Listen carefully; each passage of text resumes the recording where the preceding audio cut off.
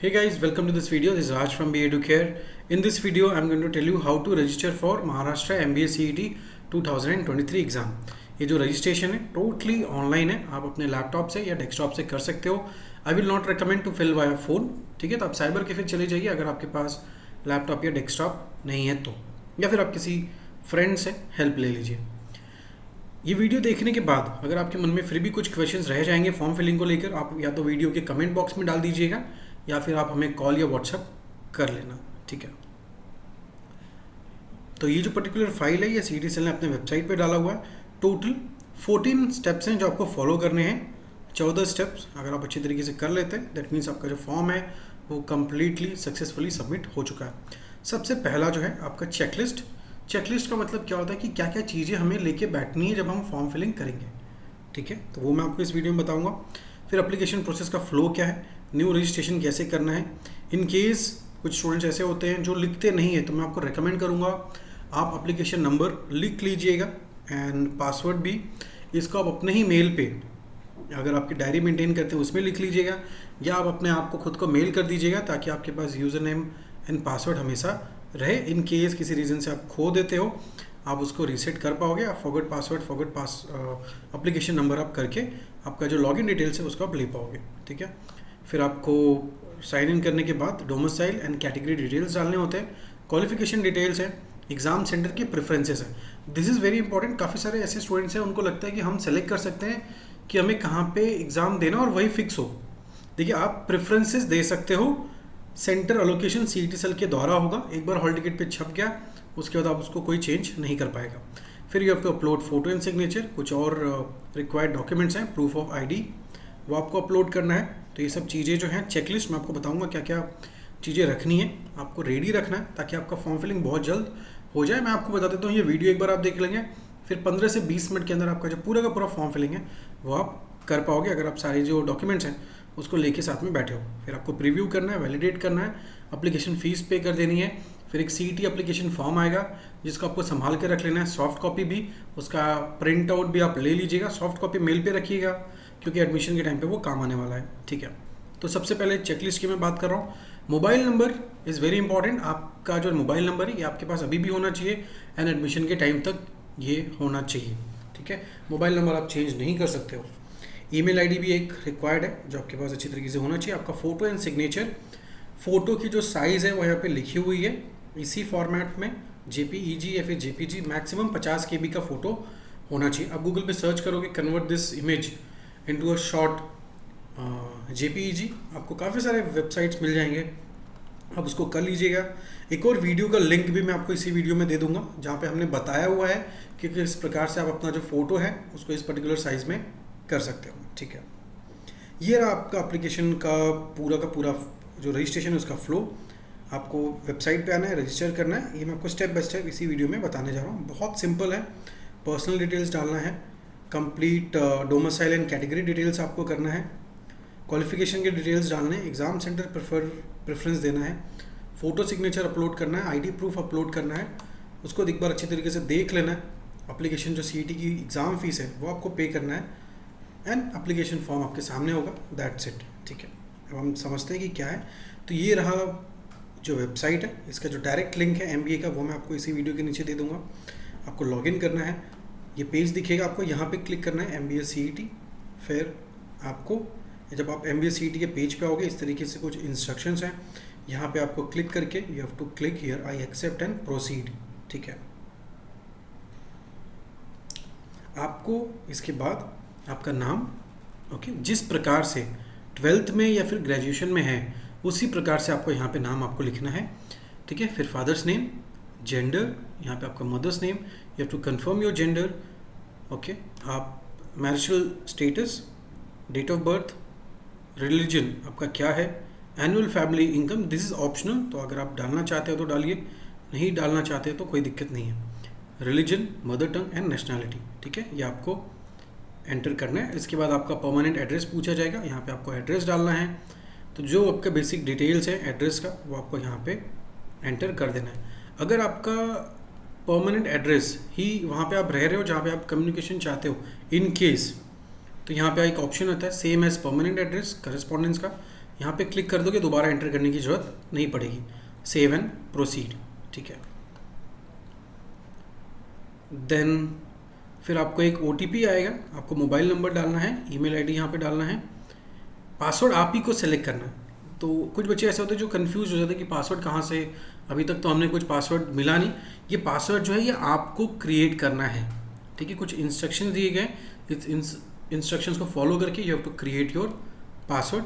फिर जो security pin पूछेगा वो आपको डालना है and you have to click on save and proceed. फिर एक OTP आ जाएगा आपके नंबर पर, आप वो OTP एंटर करिए, दैट्स इट। फिर वेरीफाई OTP पे क्लिक करना है, ठीक है। इसके बाद आपको एप्लीकेशन नंबर आता है, तो this is your application number, ये आपको संभाल के रखना है। अब आपके पास क्या हो गया, एप्लीकेशन नंबर भी हो गया एंड पासवर्ड थोड़े समय पहले आपने यहाँ पे बनाया था, तो आपका एप्लीकेशन नंबर एंड पासवर्ड आपको संभाल के रखना है। Then you have to click here proceed to complete the application form. अभी हमने क्या किया, पहला जो स्टेप था एप्लीकेशन नंबर आ गया एंड पासवर्ड आ गया। इन केस अगर कोई स्टूडेंट भूल गया है किसी रीज़न से, ठीक है, आइडियली मैं आपको फिर से रिपीट कर रहा हूँ, उसको आप संभाल के रख लीजिएगा। अगर आप भूल गए हो तो यहाँ पे एक ऑप्शन आता है, I can't access my account, password reset करना है, एप्लीकेशन नंबर चाहिए, आप वहाँ पे कर पाओगे, ठीक है। इसके बाद एक बार आपका एप्लीकेशन नंबर आ गया, आपने पासवर्ड देख लिया, फिर आपका जो फॉर्म फिलिंग है वो पूरी तरीके से स्टार्ट हो जाता है, ठीक है। आपको यहाँ पे क्या करना है, आपका एप्लीकेशन नंबर डालना है, पासवर्ड डाल के साइन इन पे क्लिक करना है, ठीक है। अभी देखिए यहाँ पे कुछ डिटेल्स हैं जिसको आपको अच्छी तरीके से भरने, जैसे registration details, domicile, category details. तो एक हमने 2 चीज़ें कर दी हैं, ये चीज़ें अभी हमें फिल करना है, वो हम देखते हैं इसी वीडियो में। अब आपको पूछा जाएगा do you belong to state of Maharashtra. तो अगर आप स्टेट ऑफ महाराष्ट्र से हो, इसका मतलब ये है कि आपका बर्थ यहाँ पे होना चाहिए, आपकी ग्रेजुएशन यहाँ से होनी चाहिए। अगर आपका ग्रेजुएशन बाहर से है, आप का बर्थ भी बाहर हुआ था आउटसाइड महाराष्ट्र, पर आज के दिन आप मुंबई में हो, महाराष्ट्र में हो, देन यू कैन से कि yes you belong to Maharashtra state, ठीक है। तो ये जो एलिजिबिलिटी है उसको आपको ध्यान में रख के यहाँ पे यस या फिर नो पे आपको क्लिक करना होगा। Then you have to select your category, आप कौन से कैटेगरी से बिलोंग करते हो। ओपन मतलब जनरल, अगर आपके पास कोई रिजर्वेशंस नहीं है तो you have to click on open. फिर यहाँ पे कुछ और ऑप्शंस हैं जैसे कि SC, ST, DT, VJ, NT1, NT2, NT3, OBC, SBC। अगर आप इस किसी कैटेगरी में से हो then you can select the category. एक चीज़ ध्यान दीजिएगा, ये कैटेगरी तभी पॉसिबल होगी if you belong to Maharashtra state only. अगर आप लेट्स से किसी दूसरे स्टेट से हो, वहाँ से आपके पास OBC का सर्टिफिकेट है, वो यहाँ पे काम नहीं करेगा। आपके पास महाराष्ट्र स्टेट का ही होना चाहिए और आप महाराष्ट्र के ही स्टूडेंट होने चाहिए। तो आपको यहाँ पे अगर आप कोई भी चीज़ें सेलेक्ट कर रहे हो तो यहाँ पे आपको कास्ट अगर आपका है तो कास्ट का सर्टिफिकेट देना होगा, कास्ट का वैलिडिटी सर्टिफिकेट देना होगा और नॉन क्रीमी लेयर सर्टिफिकेट देना होता है। और अगर वो ST है तो आपको ट्राइब सर्टिफिकेट देना होता है, ठीक है। तो ये चीज़ें आपको ध्यान में रखनी है। तो आपको यहाँ पे पूछा जाएगा कि आपके पास कास्ट सर्टिफिकेट है, कास्ट वैलिडिटी है।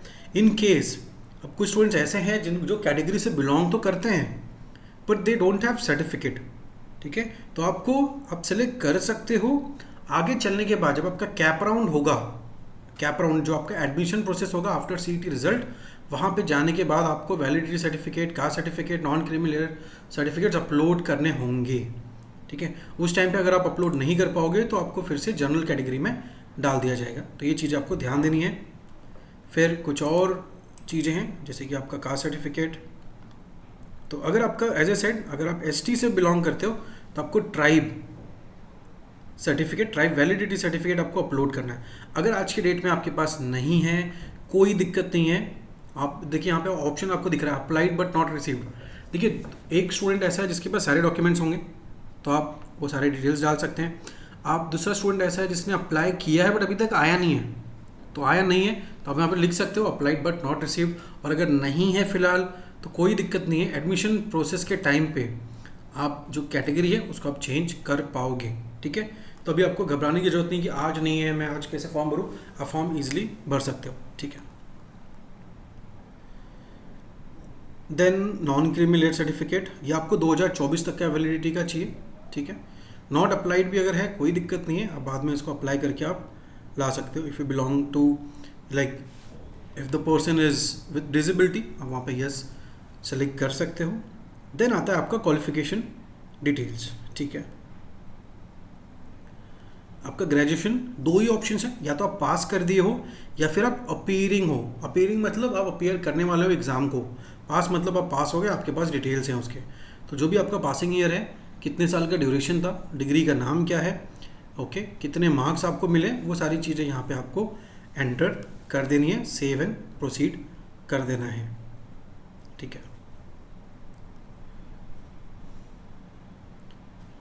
देन आता है आपका सिटी का प्रेफरेंसेस। आपके पास टोटल 4 प्रेफरेंसेस होंगे। सबसे पहले तो आपको स्टेट सेलेक्ट करना है, तो आप जहाँ पे भी रहते हो, जिस स्टेट में आप एग्ज़ाम देना चाहते हो वो स्टेट सेलेक्ट करिए। वहाँ पे आपको प्रेफरेंसेस देने होंगे टोटल 4।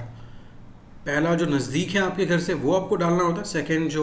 सेकंड नज़दीक है वो आप डालिए, ताकि अगर ज़रूरी नहीं है कि आपको इसी प्रेफरेंस में मिले, मतलब हो सकता है आपको फर्स्ट ना मिल के सेकेंड मिले। It's totally depend on the system. जो सॉफ्टवेयर CET सेल रन करता है ये इसके थ्रू जाता है, ठीक है। इसके बाद में आपको क्या करना है, फ़ोटोग्राफ, यहाँ पे आपको फ़ोटोग्राफ सेलेक्ट करना है, अपलोड करना है। इसी के साथ साथ में इसके बाद आपको सिग्नेचर, जैसे कि यहाँ पे फ़ोटो आप देख सकते हो, ये CET सेल ने दिया हुआ है सैम्पल इन्फॉर्मेशन के अंदर फ़ोटो, एंड उसके बाद आपको सिग्नेचर आपको अपलोड करना है। इस प्रकार से दिखना चाहिए। अगर फ़ोटो टेढ़ा है, कुछ स्टूडेंट्स ऐसे होते हैं जो फ़ोटो उल्टा अपलोड हो जाता है, तो उसको आपको सही करना है। अभी आपके पास मौका है, एडिट कर लीजिए अच्छी तरीके से, ताकि आपको कल को जाके कोई दिक्कत नहीं आए, ठीक है। कलरफुल फोटोग्राफ होना चाहिए, आपका सिग्नेचर होना चाहिए। इसको आपको अच्छी तरीके से, इस प्रकार से ये दिख रहा है, इस प्रकार से आपका फ़ोटो एंड सिग्नेचर दिखना चाहिए। फिर ID प्रूफ में आपको कुछ ID प्रूफ देने होते हैं। It can be PAN card, passport, driving licence, voter ID card, काफ़ी सारे ऑप्शन दिए हैं। इसमें से जो भी आपके पास है, आई थिंक आधार कार्ड तो सबके पास होगा, पैन कार्ड भी होगा, तो आप उसमें से कोई भी एक डॉक्यूमेंट सेलेक्ट करके you can click on upload. आपको अपलोड कर देना है यहाँ से, फिर सेव एंड प्रोसीड, ठीक है। वैसा करेंगे, आपके सामने आपका पैन कार्ड, जो भी आप डॉक्यूमेंट अपलोड करोगे वो आपको वहाँ पे दिख जाएगा, ठीक है। यहाँ पे आप दिखेगा, एक बार व्यू कर लीजिएगा कि पूरी तरीके से सही तरीके से अपलोड हुआ है कि नहीं हुआ है। That's it. अब आपको क्या करना है, आपको देखना है कि जो बाकी की डिटेल्स हैं वो सही है कि नहीं है। मतलब जो पूरा का पूरा आपने फॉर्म भरा, as a set form filling बहुत ईजी प्रोसेस है। आपको सिर्फ हर एक चीज़ अच्छी तरीके से देख लेनी है कि सब चीज़ें सही हैं कि नहीं है। अगर आपको लग रहा है कि सब चीज़ें सही हैं, कोई मिस्टेक नहीं है, then you have to click on proceed for payment. आप प्रोसीड फॉर पेमेंट में कर जाएंगे। जनरल कैटेगरी से अगर आप बिलोंग करते हैं तो 1000 रुपये फ़ीस है। If you belong to reserved category 800 रुपये फ़ीस इसकी है। You have to click on yes, proceed to payment.